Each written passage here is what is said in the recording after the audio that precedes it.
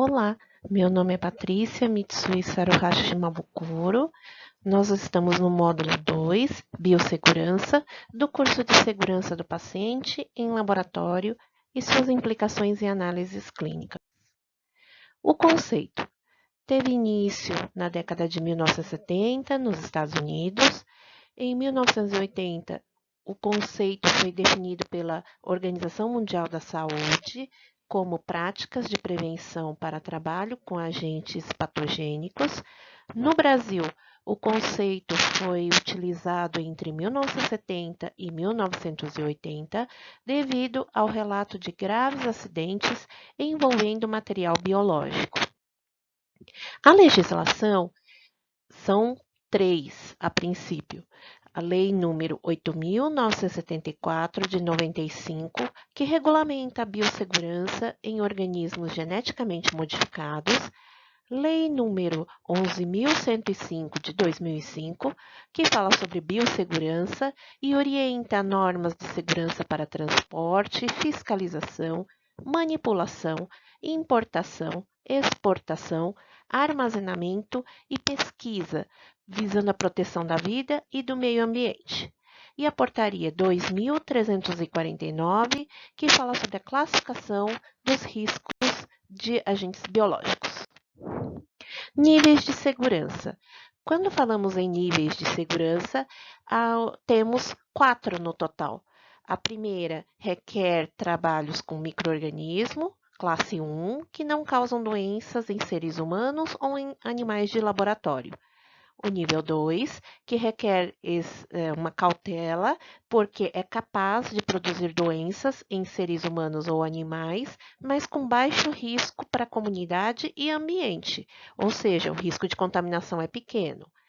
O nível 3, que requer procedimentos maiores, porque geram doenças nos seres humanos ou animais, representam risco para a disseminação na comunidade e requer medidas de tratamento e prevenção.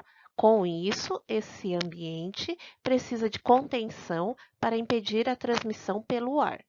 E o 4 requer procedimentos mais específicos, porque causam doenças graves ou até letais para seres humanos e animais, com fácil transmissão por contato individual, e as medidas de prevenção e tratamento devem existir para esses casos. No laboratório, então, nós temos o risco biológico, que envolve contato com sangue, fluidos e secreções.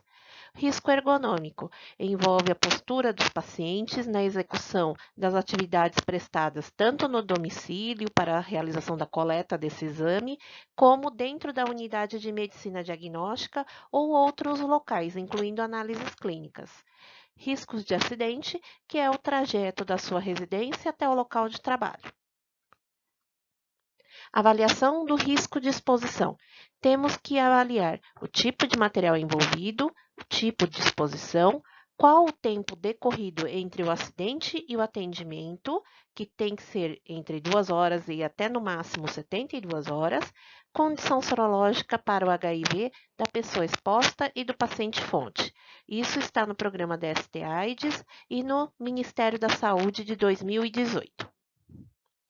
Material biológico com risco de exposição ao HIV. Então, sangue e outros materiais contendo sangue, sêmen e fluidos vaginais, líquor, líquido acítico, pleural, peritoneal, sinovial, dentre outros. Material biológico sem o risco de exposição ao HIV. Então, nós temos o suor, a urina, fezes, vômito, lágrima, secreção nasal e saliva. Tipos de exposição. Percutânea, quando você tem a pele íntegra e é uma agulha ou lâmina que perfura a sua pele. Mucosas, quando envolve exposição sexual, respingo nos olhos, nariz ou boca. Cutânea, envolvendo pele não íntegra, por exemplo, presença de dermatite ou outras lesões abertas. E mordedura com presença de sangue. Nesse caso, os riscos devem ser avaliados tanto a pessoa que sofreu a lesão, quanto aquela que provocou. Equipamentos utilizados no laboratório. Então, nós temos a capela de fluxo laminar, microscópio, estufa microbiológica, câmara de conservação, equipamento de hematologia, equipamento de gasometria. E quando falamos de infecção relacionada à assistência à saúde, o objetivo é reduzir as infecções cruzadas, realizar a higienização das mãos, lembrando da sua importância, limpeza do ambiente, que é fundamental para evitar a manutenção desse micro-organismo no ambiente, prevenção de acidente com material biológico, descarte correto dos resíduos, confiabilidade no resultado fornecido para o paciente. Higienização das mãos, então ajuda a prevenir as infecções cruzadas, reduz as infecções, é um procedimento rápido, fácil e seguro, previne outras infecções no paciente, reforça a prática para cuidadores e familiares, pode ser usado a preparação alcoólica ou água e sabão, desde que não tenha sujidade visível. Quando temos sujidade visível, então usamos água e sabão. Quando não temos sujidade visível, usamos a preparação alcoólica.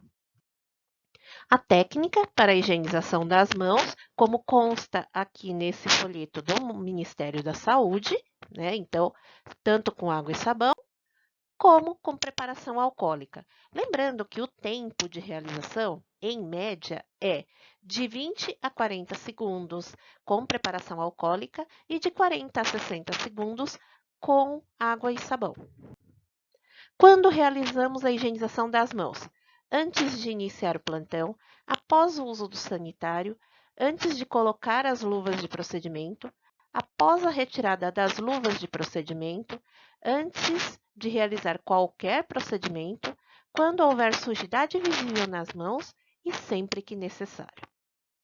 Limpeza ambiental, nunca realizar limpeza seca, sempre úmida, para evitar dispersão de poeira. Utilizar produtos como hipoclorito de sódio, álcool 70 ou outro produto padronizado pela instituição.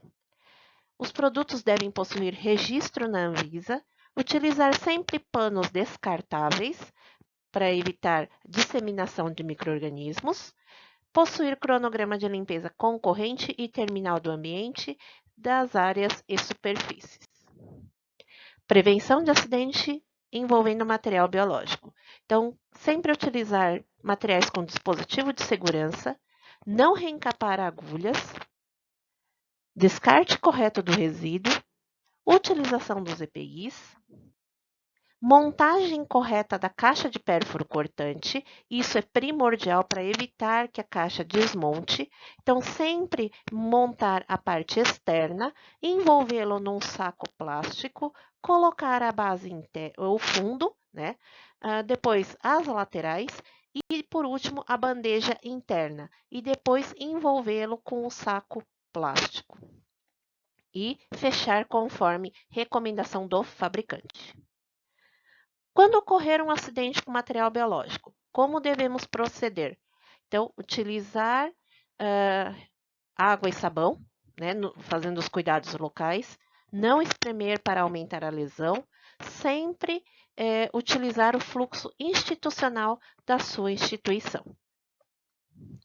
O fluxo de acidente envolvendo material biológico pode ser feito tanto pela própria instituição como pelo serviço público. Pelo serviço público, nós temos o Centro de Referência do Trabalhador, que faz esse acompanhamento.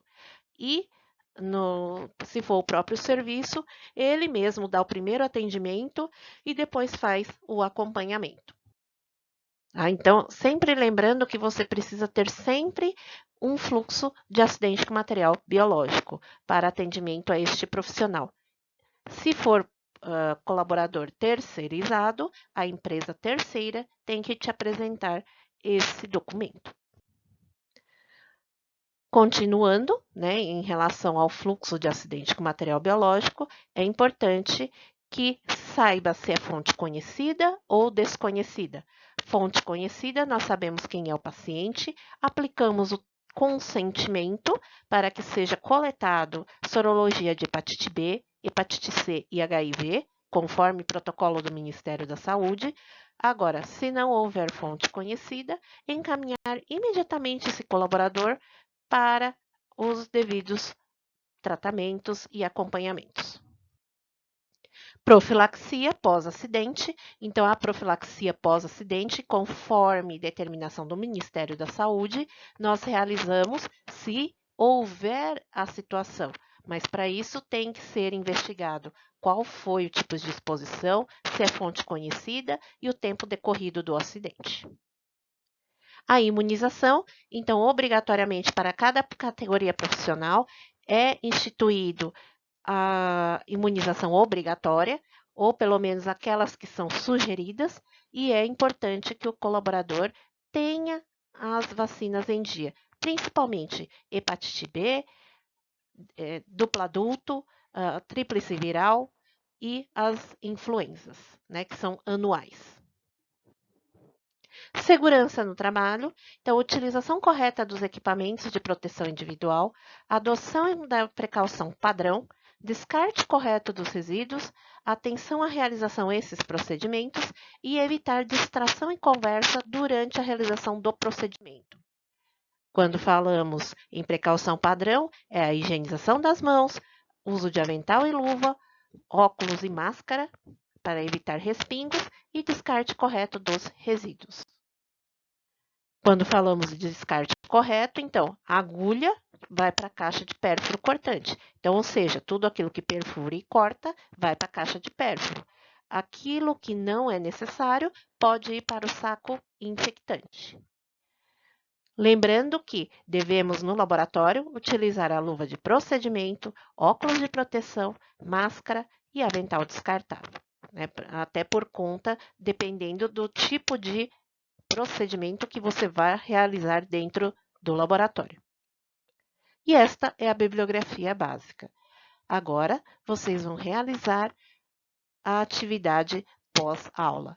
Muito obrigada e vamos ao próximo módulo.